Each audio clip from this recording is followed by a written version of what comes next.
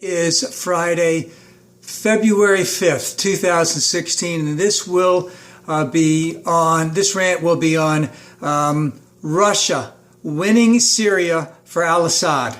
Now, with all the hype of the campaign that's going on over here in the United States, a continuing and another new humanitarian crisis going on in Syria. Remember, just a couple weeks ago, there was a lot of stuff in reference to people in Syria who were starving. They were starving in the mountains surrounding Damascus, and it was a humanitarian thing. It showed all these pictures of all these relief agencies sending food, children's bodies emaciated, adults' bodies emaciated, living in squalor all over the place. And what we have now is that the Russian army, the Russian Air Force has been bombing the heck out of an area called Aleppo. They have isolated, or to a great extent isolated, the resistance movement, the Syrian resistance army, or whatever you want to call it, in Aleppo. It is paving the way. They have reopened the travel lanes, let's just say, in between Damascus and Aleppo, and that they have cut off the Syrian rebels' lines from Aleppo through Turkey, where the Syrian rebels were getting a lot of their support, relief, arms, food, munition, etc. There have been 40,000 people who have left Greater Aleppo and are heading for Turkey. Turkey has cut off its border. And of course, the bombing by the Russians, even though it's helping Assad win, let's just say it has not been pinpoint bombing. There are a lot of civilian areas that have been bombed all over the place. I don't think Russia really cares that much about that. But what we have now is if Aleppo then becomes under Syrian hands for al-Assad, that effectively he will have about 3/4 of the population under his reign, rule, whatever you want to call it, and it would just be a matter of time before that they would take control over the rest of Syria.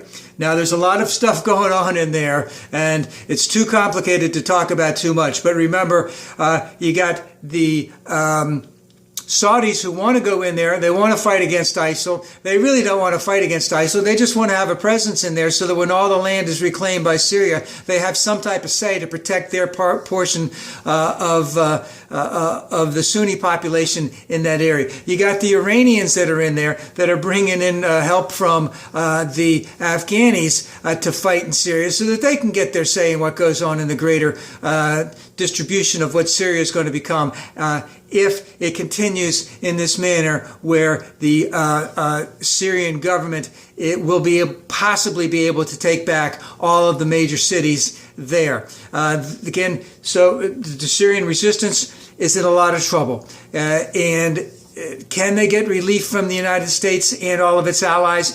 Can the things that they want in terms of anti-aircraft missiles get to them in time so that they can put up some type of fight?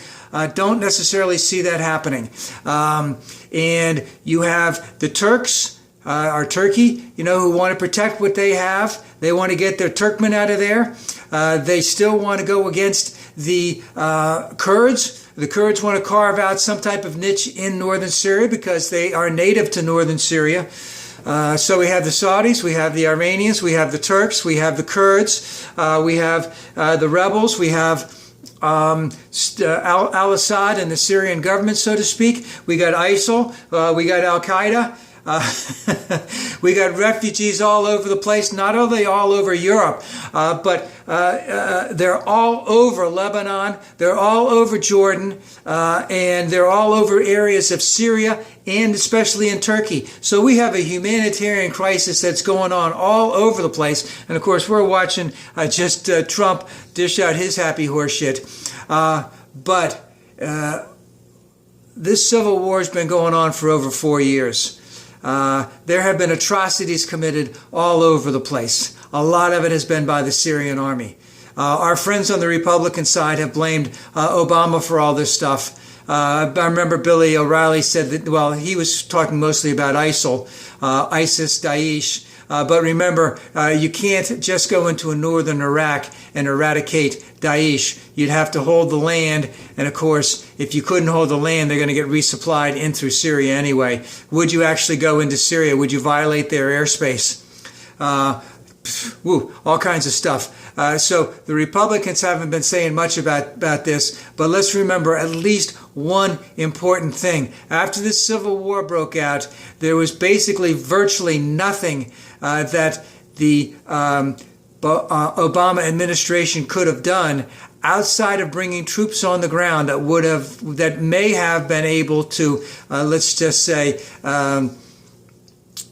ease the situation. But again, Assad has committed a tremendous amount of atrocities. We are not going to have boots on the ground in Syria, nor are we going to have boots on the ground in Iraq to settle that dispute.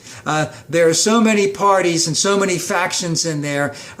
We never could find a Syrian rebel force that we could work with that could have effectively overthrown Assad.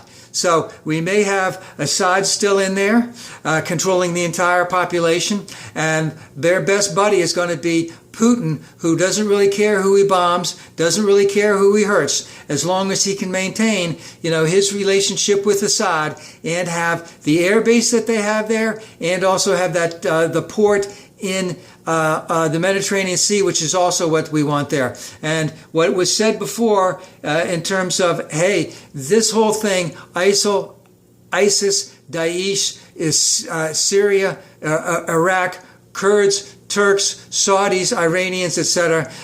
This could easily take multiple decades for this to work its way through. And we cannot send boots on the ground in this terrible situation. But we need to do something, because it is, again, it's going to be an ongoing humanitarian crisis.